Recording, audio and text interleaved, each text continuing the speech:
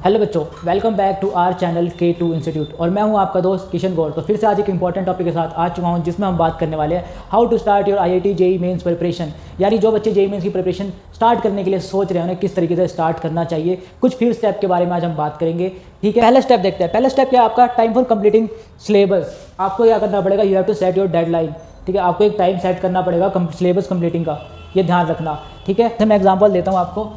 आपने अप्रैल में पढ़ाई स्टार्ट करी, 1 सेकेंड,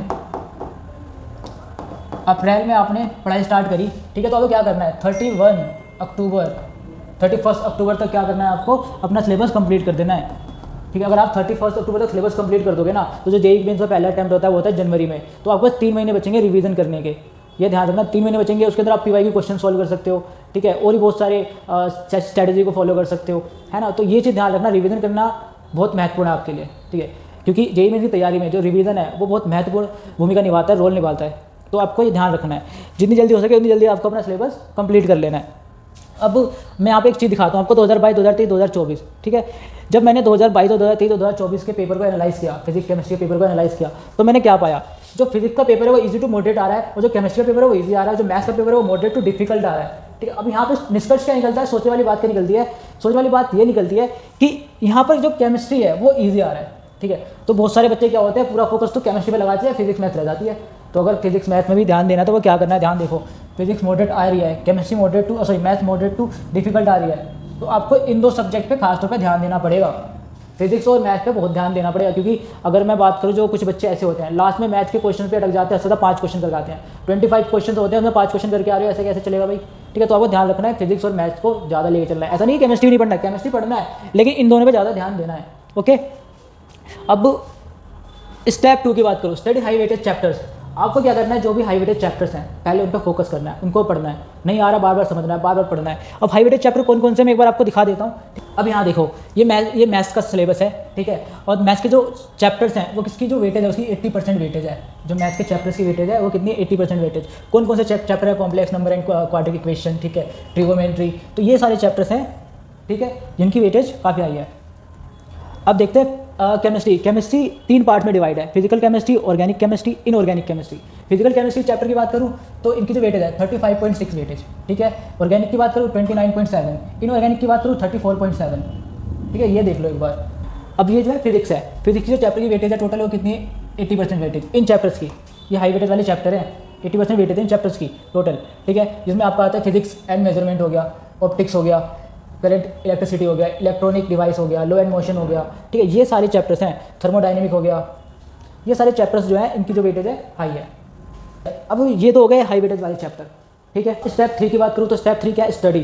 ठीक है, स्टडी कैसे करना है? बेसिकली क्या करना है आपको एक टाइम सेट करना पड़ेगा, टाइम टेबल बनाना पड़ेगा अपने लिए कि भाई मुझे फिजिक्स इस टाइम पढ़ना है, केमिस्ट्री इस टाइम पढ़ना है, मैथ्स इस टाइम पढ़ना है, इसको इतना टाइम देना है, इसको इतना टाइम देना है, इसको इतना टाइम देना है।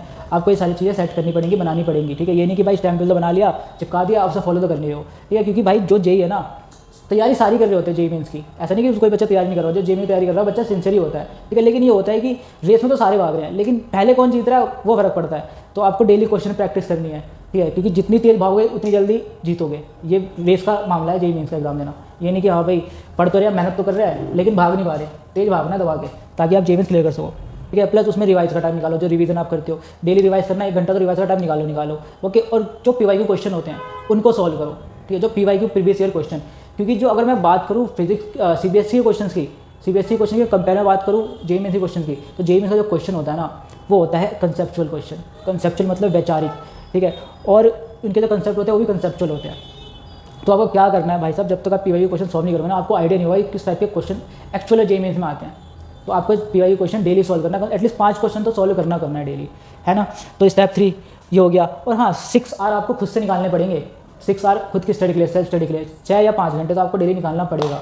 ठीक है, क्योंकि बाकी कोचिंग में चले जाता है, इसमें चले जाता हूँ, आई नो समझ सकता हूँ, लेकिन आपको निकालना पड़ेगा। अब आपको क्या करना पड़ेगा? यहाँ पे 6 आवर आपने निकाल लिया। ठीक है, 2 आवर आपने दे दिया केमिस्ट्री को, 2 आवर आपने दे दिया फिजिक्स को, और 2 आवर आपने दे दिया किसको? मैथ्स को, है ना।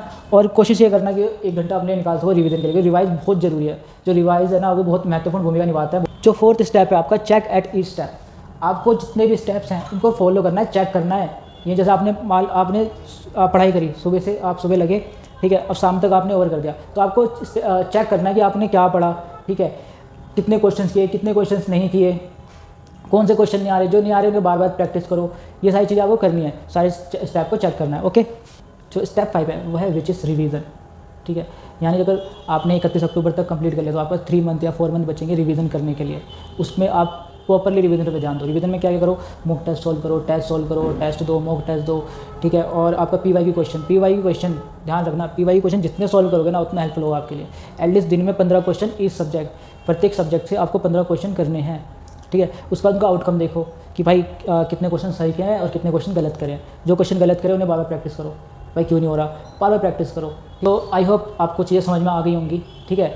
तो भी अगर आपको मन में कोई डाउट हो, ठीक है, कोई प्रॉब्लम फेस कर रहे हो तो कमेंट बॉक्स में कमेंट कर सकते हो, ठीक है। बाकी डिस्क्रिप्शन नंबर प्रोवाइड करूँगा, आप वहाँ पे पर्सनली मैसेज भी या कॉल भी कर सकते हो। Thank you, bye bye.